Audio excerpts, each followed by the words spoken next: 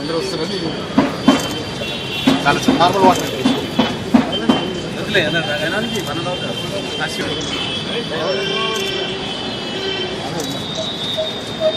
అట్లే తీసుకుంటారా అన్న? అట్లే వస్తుందా?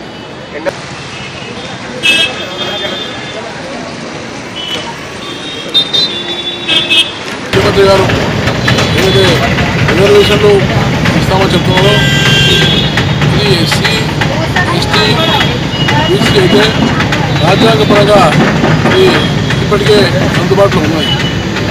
కానీ కొత్తగా మన ముఖ్యమంత్రి గారు మైనార్టీలను కూడా మతపరమైన రిజర్వేషన్ చేయడం ఇది రాజ్యాంగ విరుద్ధం. మరి ఈ విషయానికి మరి ముఖ్యమంత్రి గారు ఇది ప్రకటనకి పరిమితమా లేక అమలు చేస్తారా? ఎందుకంటే తమిళనాడులో ఉన్నటువంటి విషయం మాటి చెప్తున్నారు.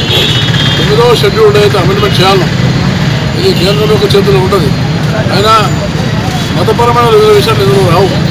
ముఖ్యమంత్రి గారు దీన్ని సరిగా అర్థం చేస్తున్నాడా లేదా కేవలం రాజకీయం కోసం చేస్తున్నాడా అనే విషయం అనేది తర్వాత ఏర్పడే అవకాశం ఉంది. భారతీయ జనతా పార్టీ మతపరమైనటువంటి రిజర్వేషన్లు ఎవరికైనా సపోర్ట్ చేయదు.